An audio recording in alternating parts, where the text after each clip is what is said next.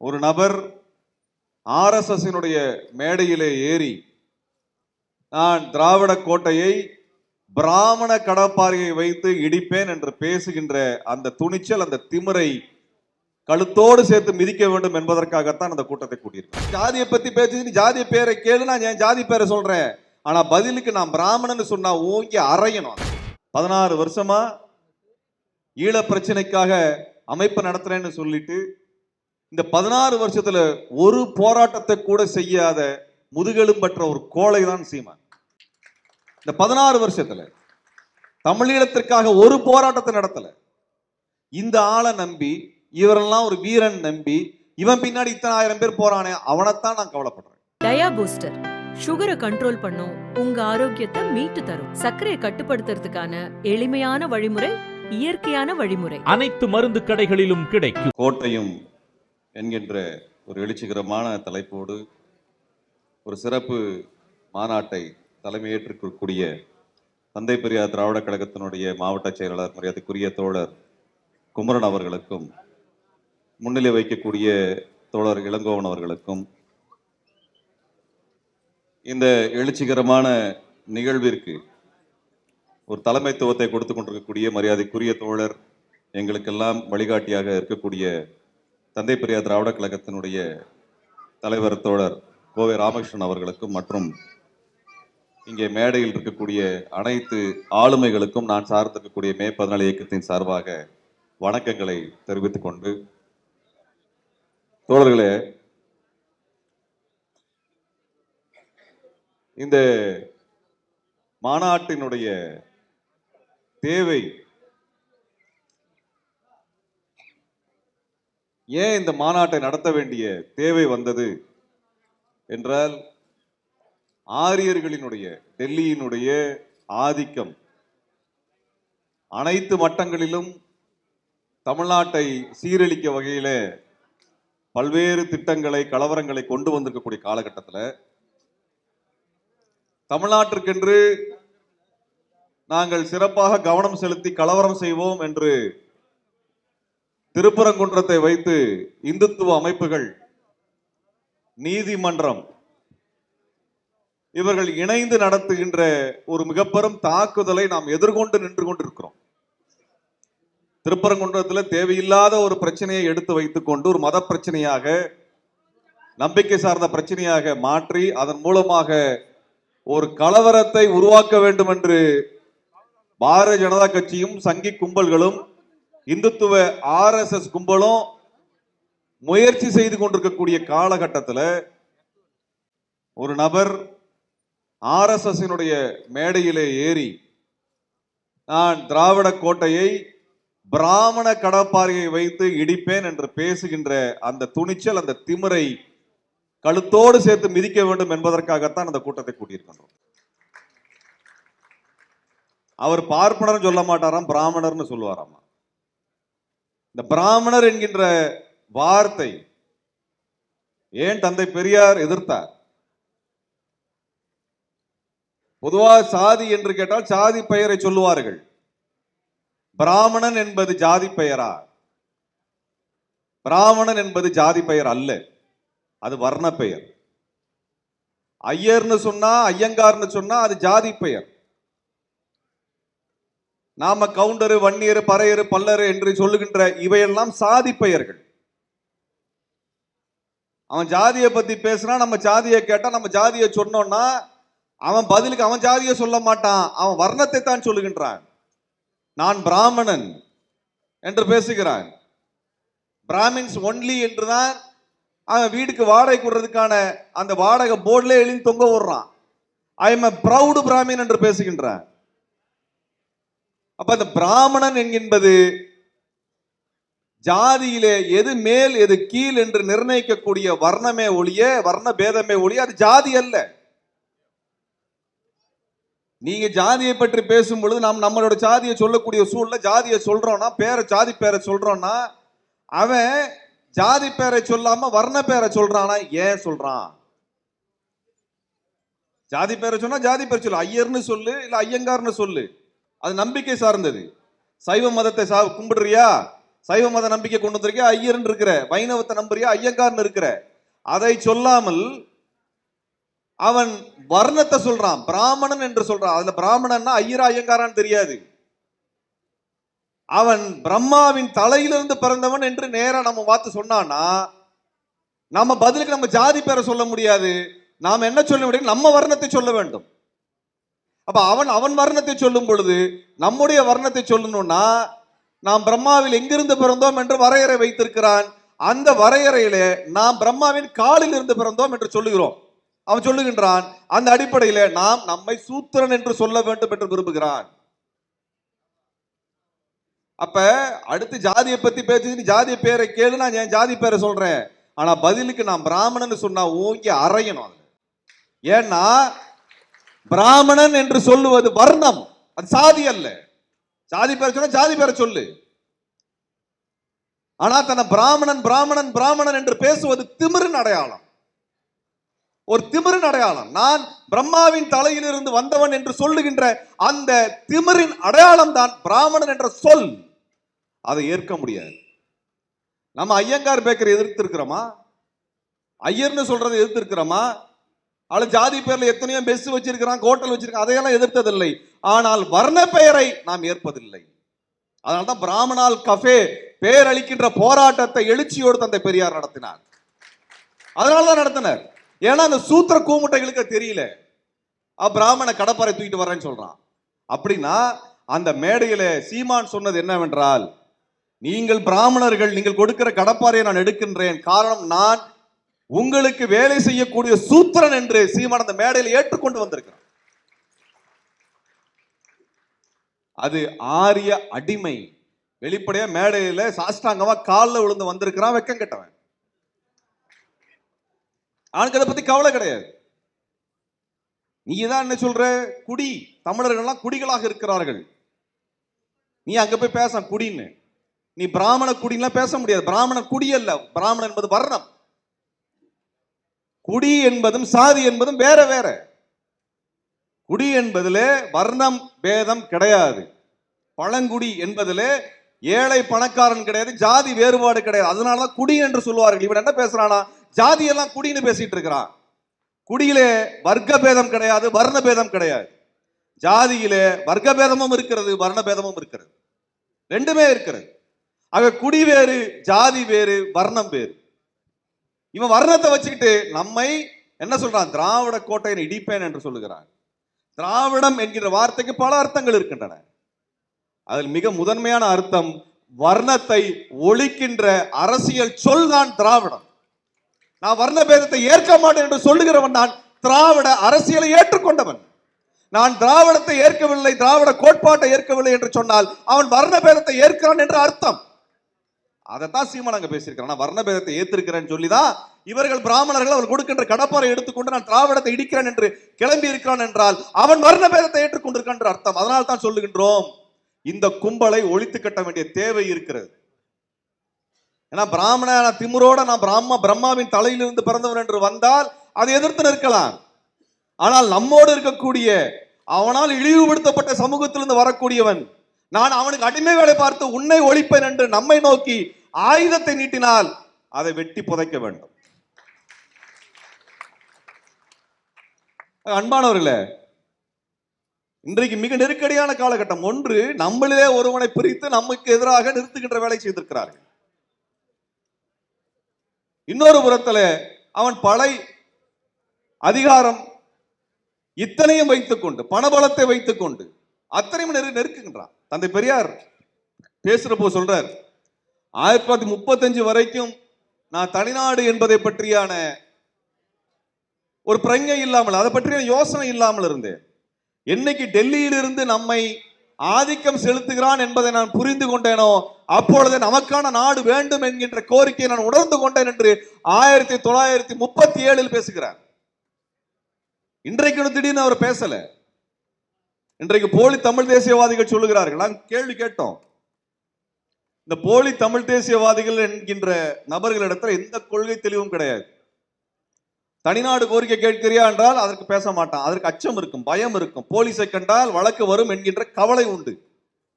துணிவு கிடையாது. தந்தை பெரியார் தனித்தமிழ்நாடு கோரிக்கையை முன்னுக்கு வைத்தார். அவருக்கு அதுக்கு என்ன பதில் பேசுறாங்கன்னா, பெரியார் அவருடைய கோரிக்கையை காலத்திற்கேற்ப காலத்தில் ஒவ்வொரு காலத்திலும் ஒவ்வொரு கோரிக்கையை பேசினார் என்று பேசிட்டு இருக்கிறாங்க. பெரியாரினுடைய காலகட்டம் நீண்டது, ஒரு நாள் 2 நாள் அல்ல. 1930 பெரியார் பேசும் பொழுது உலக ஒழுங்கு வேறாக இருந்தது. முதல் உலக போர் முடிந்து அதற்கு பிறகு இருந்த உலக ஒழுங்குகள் வேறு. அப்பொழுதுதான் தேசங்கள் என்பது உருவாகி கொண்டிருக்க காலகட்டம்.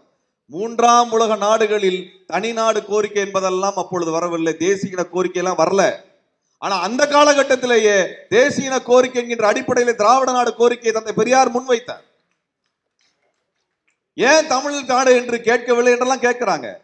அன்றைக்கு உலகம் முழுவதும் ஆதிக்கத்திற்கு எதிரான பரந்துபட்ட ஒற்றுமை வேண்டும் என்கின்ற அடிப்படையில் தான் கேட்டார்கள். அரபு தேசியம் பேசினார்கள்.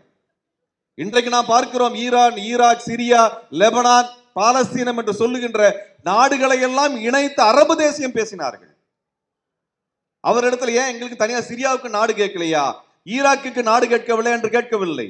அன்றைய உலகத்திலே ஆதிக்கத்திற்கு எதிராக பரந்துபட்ட ஒற்றுமையின் கீழ்தான் விடுதலை கேட்டார்கள். அந்த அடிப்படையில் தந்தை பெரியார் திராவிட நாடு கோரிக்கையை கேட்டார். அது யாருடைய காலகட்டத்தில் என்றால் வெள்ளையர் காலகட்டத்தில். வெள்ளையர் காலகட்டத்தில் இரட்டை ஆட்சி முறை வருகிறது. அந்த இரட்டை ஆட்சி முறைகளிலே ஒரு அரசியல் சாசனத்தை டெல்லியிலே வைத்துக் கொண்டு டெல்லியிலிருந்து ஆட்சி செய்யக்கூடிய முறை வருகிறது. 1920 இருந்த ஆட்சி முறை வேறு, 30களில் இருக்கக்கூடிய ஆட்சி 37 வந்த ஆட்சி முறை வேறு. அந்த ஆட்சி முறையின் பொழுதுதான் டெல்லியில் இருந்து கொண்டு இவன் அதிகாரம் செலுத்துகிறான் என்றால், நான் தமிழ்நாட்டிலே இங்க இருக்கக்கூடிய மெட்ராஸ் மாகாணத்திற்குள்ளாக இருக்கக்கூடிய பார்ப்பன ஆதிக்கத்தை எதிர்த்து சண்டை போட்டுக் கொண்டிருக்கின்றேன். அவர் சொன்னதோட அர்த்தம் என்னன்னால், என்னுடைய சண்டை மெட்ராஸ் மாகாணத்திற்குள் மட்டும்தான் இருந்தது என்று நினைத்துக் கொண்டிருந்தேன். ஆனால் இவன் என்னைக்கு டெல்லி அளவில் அரசியல் சாசனத்தை வைத்துக் கொண்டு என்னை ஆட்சி செய்யலாம் என்று அதிகாரத்தை டெல்லிக்கு கொண்டு சென்று பார்ப்பான், தன்னுடைய அதிகாரத்தை காத்து கொண்டானோ அதற்கு பிறகு அவனை எதிர்த்து நான் அரசியல் செய்ய வேண்டும் என்கின்ற அடிப்படையில் தான் தனிநாடு கோரிக்கை என்று தெளிவாக சொல்லுகிறார். நீங்க வரலாறு மாறுகிறதுங்க. ஒவ்வொரு 10 ஆண்டு காலகட்டத்திற்கும் எவ்வளவு மாற்றங்கள். முதல் உலக போருக்கும் 2ஆம் உலக போர் காலகட்டத்தின் நடுவில் மாற்றங்கள் எத்தனை. இங்க இருக்கக்கூடிய மணியரசன் ஐயாவை போலவோ அல்லது சீமானை போலவோ நாம் கிணற்று தவளை அல்ல. நாம் உலக வரலாறுகள் எப்படி மாறிக்கொண்டிருக்கிறது என்பதை சேர்த்து தான் தந்தை பெரியாரை புரிந்து கொண்டிருக்கின்றோம். அன்றைக்கு தான் பர்மா தனிநாடாக பிரிந்தது. அந்த காலகட்டம் 30களின் காலகட்டத்தில் தான் பர்மா பிரிகிறது. அவர் இனவெறியை வைத்து பிரிக்கிறார்கள். இனவெறியை வைத்து பிரிக்கிறார்கள். அன்றைக்கு பர்மாவிலே வேலை செய்து கொண்டிருந்த தமிழரை அடித்து விரட்டினார்கள், கொலை செய்தார்கள். அப்படியாக பர்மாவில் இருக்கக்கூடிய பௌத்த தேசியவாதிகள் தமிழர்களை கொலை செய்த பொழுது அந்த பௌத்த இன வெறியர்களுக்கு ஆதரவு வலியுறுத்தி கடிதம் எழுதிய கும்பல் தான் இந்து மகாசபை கும்பலும் RSS கும்பலும். அன்றிலிருந்து இன்றைக்கு வரைக்கும் அவன் நமக்கு எதிரியாகத்தான் இருந்திருக்கிறான். அவனுடைய மேடையில ஏறி சென்று நம்மை எதிர்க்கிறான் என்றால் அந்த கோடாரி கம்பை வெட்டி புதைப்பதை தவிர வேற என்ன இருக்க முடியும்? வேற என்ன இருக்க முடியும்? 1930களில் இருந்து பார்த்து கொண்டிருக்கின்றோம். அன்றைக்கு RSS முளைவிட்ட செடி, அந்த செடி விஷச்செடியாக அன்றைக்கு தமிழனுடைய கழுத்தை சுருக்கி கொலை செய்த காலம் அங்கே பர்மாவிலே இருந்தது.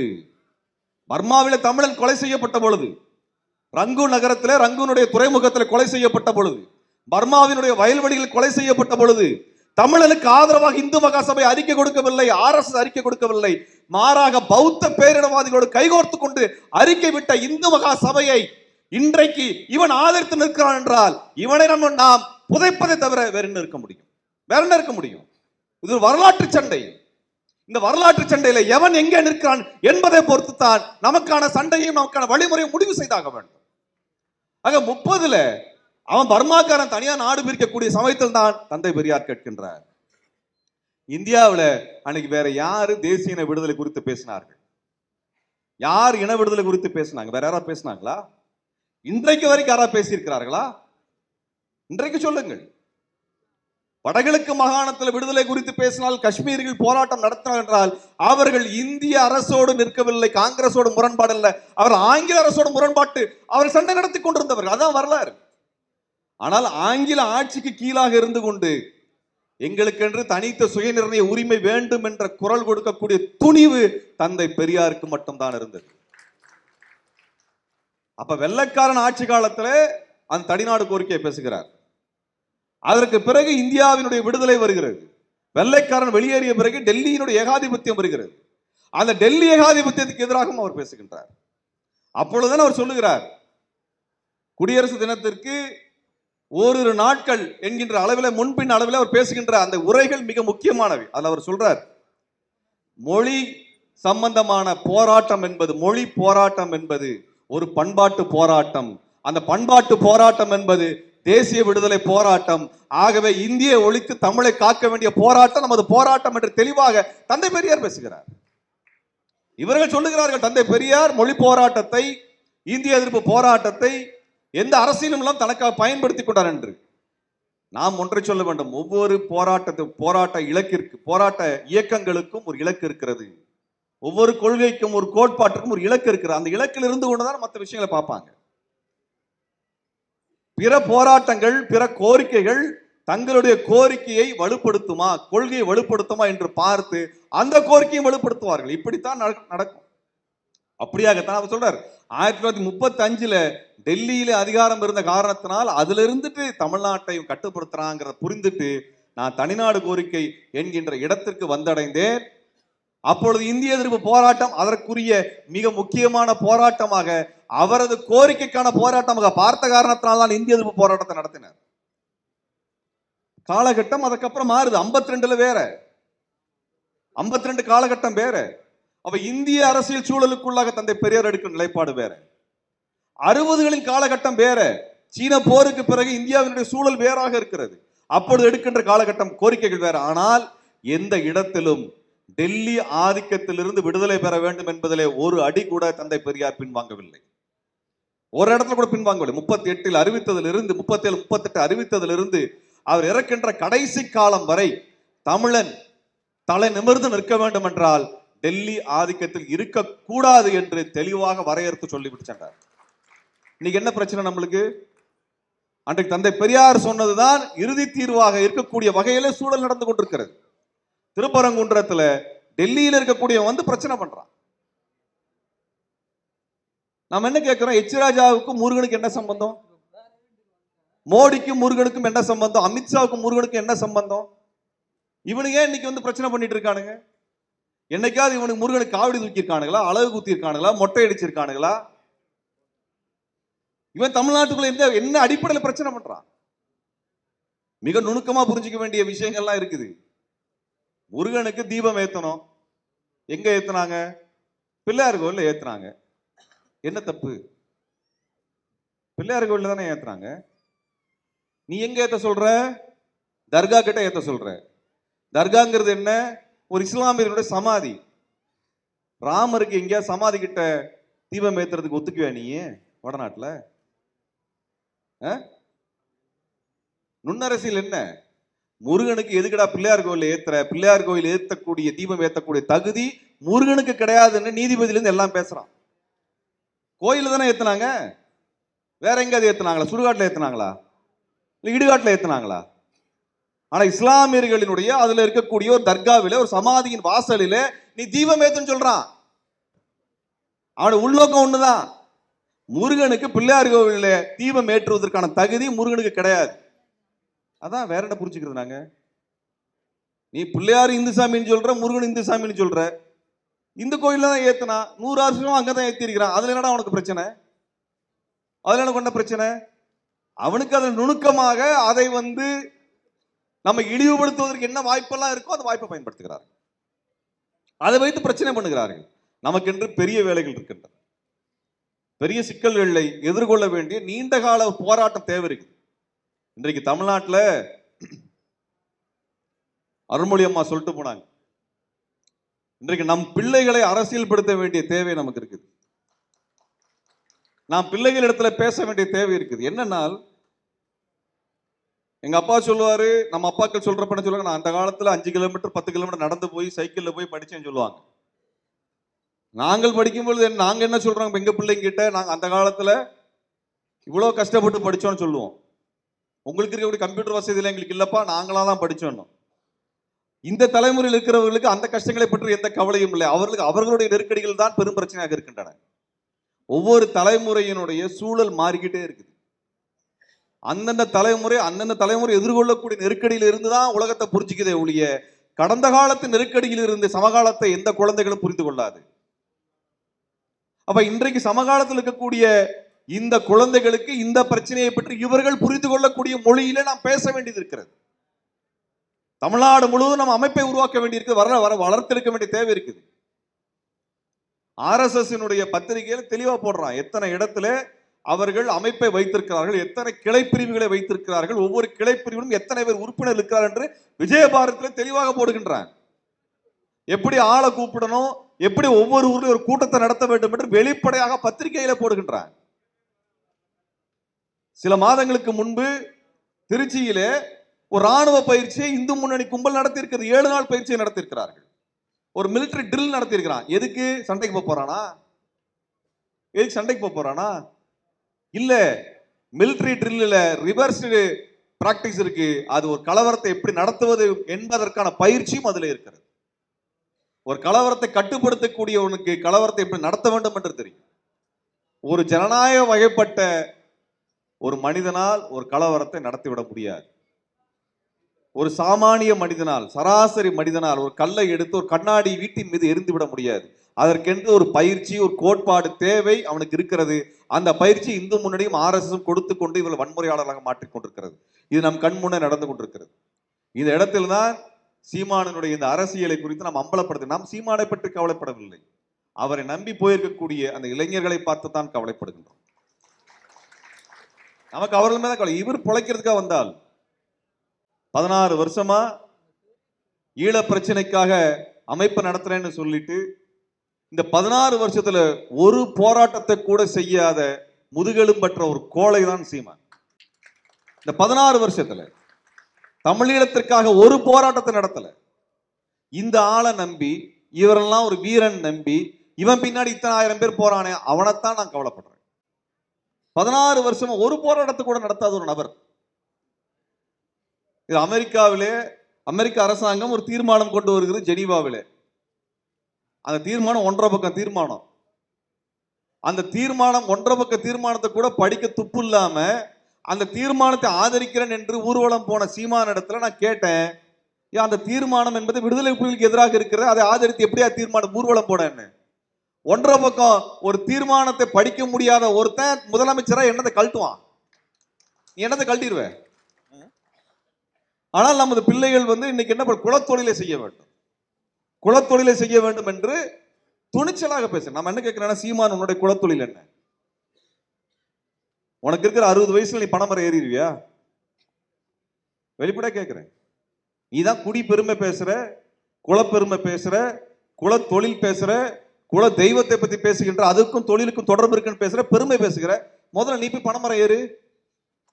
உன் சாதிக்கு என்ன தொழில் கொடுத்துருக்கான் போய் பேசு, பண்ணு. 60 வயசுல ஏறிடுவியா?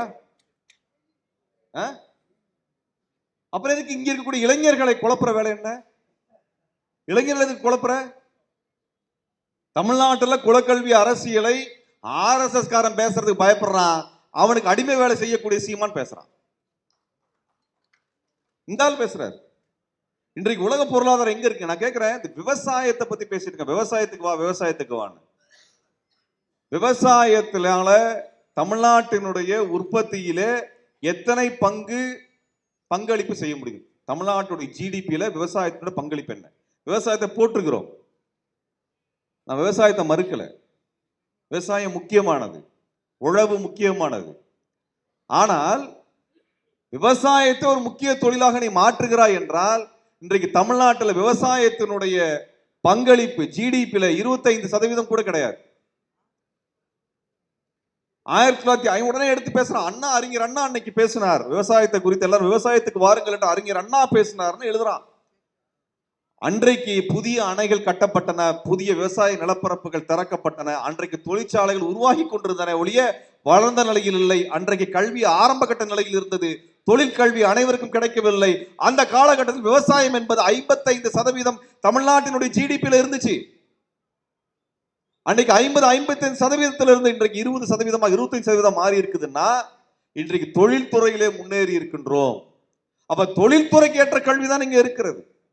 இப்ப தொழில்துறைக்கு எது தேவையோ அதை வாசியுங்கள், அதை கல்வியாக கற்றுக்கொள்ளுங்கள், அந்த இடத்துக்கு போங்கன்னா பேசுவதுதான் வளர்ச்சி நிலைய ஒழிய விவசாயம் மட்டுமே அனைத்தையும் நீ படிச்சுட்டு வந்தவன் எதுக்கு திரும்ப விவசாயத்தை நோக்கி நகர்த்துற? அதுல நம்ம கவனமாக எடுக்க வேண்டிய விஷயம் என்னன்னா, இந்த சாதிகள் தமிழ்நாட்டில் எடுத்துக்கிட்டோம்னா, இந்த ஜாதிகள்ல எடுத்துட்டோம்னால், உடல் உழைப்பிலிருந்து விடுதலை பெற்ற முதல் சாதி, ஒரே சாதி பார்ப்பன சாதிகள் தான். வேற யாரும் கிடையாது. உடல் உழைப்பிலிருந்து வேற யாரும் விடுதலை பெற, நம்முடைய முன்னோர்கள் எல்லாம் உடல் உழைப்பின் மூலமாகத்தான் பொருள் ஈட்டினார்கள். ஆனால் உடல் உழைப்பு இல்லாமல் சம்பாதிக்கக்கூடிய ஒரு தொழிலை செய்தவர் கூட்டம் தான் பார்ப்பன கூட்டம். இப்ப மறுபடியும் நம்ம கல்வி ஏன் கற்கிறோம்? கல்வி ஏன் கற்கிறோம்? உடல் உழைப்பிலிருந்து விடுதலை பெறுவதற்காகத்தான் கல்வி கற்கிறோம். கல்வி கற்கக்கூடிய யாரும் உடல் உழைப்பில் ஈடுபட வேண்டிய தேவையில்லை, அவசியம் இல்லை. உற்பத்தியை செய்து கொள்ள முடிகிறது. அப்படிப்பட்டவனை மறுபடியும் உடல் உழைப்புக்குள் தள்ளுகின்ற வேலை செய்கிறான், திரும்ப செய்கிறான். இப்ப வீட்டுல பெண்களுக்கு மிக்சி கொடுக்கறாங்க, கிரைண்டர் கொடுக்கறாங்க. ஏன் அது ரொம்ப முக்கியம்? அவர் உடல் உழைப்பிலிருந்து விடுதலை செய்ய வைக்குது. உடல் உழைப்பிலிருந்து விடுதலை செய்ய வைக்கிறது. இன்னும் சொல்ல வேண்டும் என்றால், தமிழ்நாட்டில் அரசாங்கங்கள் எல்லா வீட்டுக்கும் வாஷிங் மிஷின் இலவசமா கொடுக்கறது நல்லது. துணி துவைக்கிறதுக்கு ஒரு பெண் வீட்டுல உட்காந்து துணி துவைச்சாகணுமா? அதுக்கு மெஷின் வந்துருச்சு இல்ல? எல்லாருக்கும் அது கிடைக்கணும், எல்லாருக்கும் கிடைக்கணும். அப்பதான் பெண்கள் உடல் உழைப்பிலிருந்து விடுதலை பெற்று அவர் அடுத்த கட்டத்தை நோக்கி நகருவார்கள். அதுதான் விடுதலை. உடனே இலவசமா எல்லாம் தருவான்னு கேட்பானுங்க. அது பெரிய கூட்டம் வருது. எல்லாம் ஃப்ரீபி தரிய, ஃப்ரீபி தெரியாது. ஏன் ஃப்ரீபி தர்றான்? நாட்டினுடைய பொருளாதார உற்பத்தியை வளர்த்தணும்னா இது போன்ற தேவையில்லாத உடல் உழைப்பில் இருக்கக்கூடிய இடத்துல இருந்து மக்களை விடுதலை செய்தால்தான் அவன் வந்து பொருளாதாரத்துல பங்களிப்பு செய்வான். அதானிக்கு அம்பானிக்கு கொடுக்கறிய அந்த ஃப்ரீபி, அதை எவன் கேட்கறது? வங்கியிலிருந்து பணம் கொடுக்கறிய, அதானிக்கு அம்பானிக்கு வராக்கடன் என்று 13 லட்சம் கோடி வச்சிருக்கிறிய, அதை பத்தி பத்திரிகையில் எழுது. ஆனால் ஏழை எளிய மக்கள் அவனோட உடல் உழைப்பில் இருந்து அவன் விடுபடுவதற்கு கொடுக்கக்கூடிய இந்த உபகரணங்கள், இவற்றை இலவசங்கள் என்று சொல்லி ஒருவன் கொச்சைப்படுத்தினால் அவன் சமூக மக்களுக்கு எதிரானவன் என்பதை புரிந்து கொள்ள வேண்டும். அதைத்தான் பேசிட்டு இருக்க அந்த கும்பல், ஒட்டுமொத்தமா கும்பல தான் பேசுது. எல்லாம் இலவசம் கொடுக்க, இலவசம் கொடுக்காது. ஆக தோழர்களே, அறிவியலுக்கு ஒப்பாத ஒரு கூட்டமாக இந்த கூட்டம் வந்திருக்கிறது. தந்தை பெரியார் எல்லாம் தெளிவா பேசியிருக்கிறார். அதுல இறுதியாக ஒன்று சொல்ல விரும்புறேன். என்னன்னா, தந்தை பெரியார் பேசிய காலகட்டம் என்ன, இதை நான் சொல்லிவிட்டு முடிக்க வேண்டும் நினைக்கின்றேன். இன்றைக்கு நீங்க இந்த கூட்டத்தில் இருக்கக்கூடிய 100% தோழர்களும் படித்தவர்கள், எழுத படிக்க தெரிந்தவர்கள். உங்களை போன்ற ஒரு படித்து தெளிவடைந்த கூட்டத்திடம் தந்தை பெரியார் பேசியதில்லை. முதல்ல இந்த சமூகத்துல பொது கருத்தை குறித்து, பொது பிரச்சனையை குறித்து மேடை போட்டு பேசுகின்ற பழக்கம் 100 ஆண்டுகளுக்கு முன்னால் தான் வந்தது. அன்றைக்கு தந்தை பெரியார் பேசுகிறார். அன்றைக்கு மேடை போட்டு கூட்டம் போட்டு பேசினவன் எல்லாம் கதா காலாட்சேபம் பேசினான், கடவுளின் பெருமையை பேசினான், மக்களின் பிரச்சனையை பற்றி பேசிய காலகட்டம் தான் தந்தை பெரியாரினுடைய ஆரம்ப காலகட்டங்கள். அந்த காலகட்டத்தில் இந்த மனுஷன் பேசுறார். அவர் யாரிடம் பேசினார்? யாரிடம் பேசினார்? 100% எழுத படிக்க தெரியாத ஏழை மக்களிடத்தில் பேசினார். அவனுக்கு எழுத படிக்கவே தெரியாது.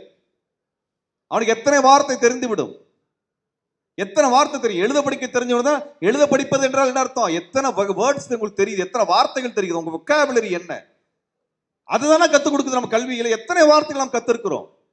படிக்காதவருக்கு அது கிடைக்காது. அப்ப அவனுக்கு எவ்வளவு வார்த்தைகள் தெரியுமோ அந்த வார்த்தைகளுக்குள்ளாகத்தான் அவனிடத்துல பகுத்தறிவை கொண்டு போய் சேர்க்க வேண்டும். பகுத்தறிவை கொண்டு போய் சேர்க்க வேண்டும். அதுல என்ன விஷயத்தை பேசுகிறோமோ அதற்கேற்ப பேச வேண்டும். ஒருவன் பக்தியை பற்றி பேசுகிறான், அவன் நம்பிக்கையை பற்றி, அவனோட நம்பிக்கையை நான் சொல்றதுனா நம்புங்கிற இடத்துல தான் ஒருத்தன் பக்தியை பற்றி பேசுவான். ஒரு மருத்துவர் பேசுறான், உன் உடல்நலத்தை பற்றி அக்கறை எடுத்துக்கொள்ளுங்கிற கவலையை வைத்து பேசுவான். ஆனால் சுயமரியாதையை பற்றி பேசுகின்றவன் உனக்கே அறியாமல் நீ வைத்திருக்கக்கூடிய இழிவை உன்னிடத்துல சுட்டி காட்ட வேண்டும் என்றால் உன்னிடத்துல ஒரு எழுச்சியை கொண்டு வர வேண்டும் என்று தூண்டி விடுவார்கள். அந்த தூண்டுதல் பேச்சு தான் தந்தை பெரியாரின் பேச்சு. தூண்டுதல் வேணும். தூண்டி விடாம வெறும் மத பிரசங்கம் மாதிரி பேச முடியாது. இன்னைக்கு நம்ம பேசலாம், இன்னைக்கு நம்ம பேசல. இன்னைக்கு நாங்க பேசுற எல்லா பேச்சும் உங்களுக்கு தெரியாதா? நாங்க பேசுற அத்தனை கருத்துகளும் எதுவுமே உங்களுக்கு புது கருத்து இருக்குதா? இல்ல. இந்த கருத்தெல்லாம் உங்களுக்கு தெரிந்த கருத்தை தான் நாங்களும் பேசிக் கொண்டிருக்கின்றோம். இது ஒரு வகையான உரையாடல், விவாதம்.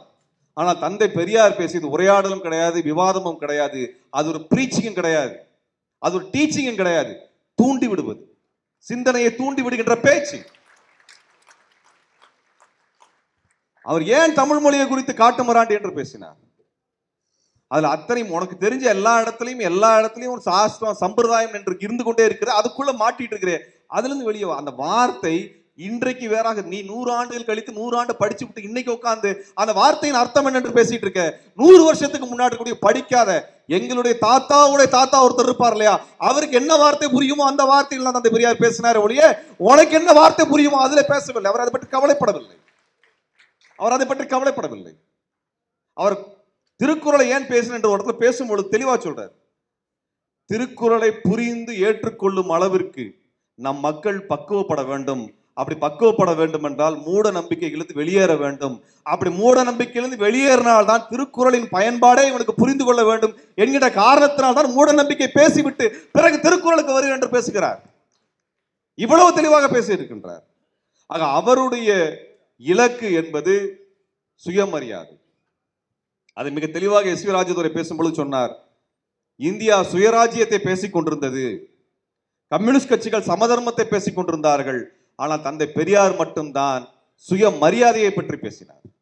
சுயமரியாதை இல்லை என்றால் சம அளவிலே வர்க்கமற்ற சமத்துவம் கொடுத்தாலும் கூட சுயமரியாதை இல்லாதவன் மறுபடியும் பார்ப்பானுக்கு சென்று அடிமையாக மாறி மறுபடியும் வர்க்கத்தை உருவாக்கி விடுவான் என்று தந்தை பெரியார் தெளிவாக சொன்னார். ஆக பார்ப்பனிய ஒழிப்பு இங்கு தேவை. பார்ப்பனிய சிந்தனை ஒழிப்பு தேவை. அது இருந்தால்தான் வர்க்கமற்ற ஒரு நிலையை உருவாக்க முடியும் என்று மிக தெளிவாக பேசிவிட்டார். ஆகவே அதையெல்லாம் படிக்காம அங்கொன்றும் இங்கொன்றுமாக பீத்து எடுத்துக்கொண்டு பேசுகின்றவர்கள் ஒரு காலத்திலும் வெல்ல மாட்டார்கள். ஏனென்றால் இவர்களை விட பெரும் வில்லன்களை எல்லாம் தந்தை பெரியார் சந்தித்து விட்டார். அதை கடந்து பெரியார் நிற்பார். பெரியார் என்றும் வாழ்வார். அவர் பேசியதுதான் தமிழ் தேசியம் ஒழிய இவர்கள் பேசுவது தமிழ் தேசியம் அல்ல. அது இந்து தேசியம். இது ஒரு பிராமண தேசியம் என்று வேண்டுமானால் சொல்லிக் கொள்ளலாம். ஆக சீமான் பேசுவது ஒரு பிராமண தேசியம், RSS பேசுவதும் ஒரு பிராமண தேசியம். அந்த பிராமண தேசியத்துக்கு எதிராகத்தான் நாம் இயங்குகின்றோம். அந்த வகையில் நாம் நிச்சயம் வெல்வோம். நன்றி, வணக்கம்.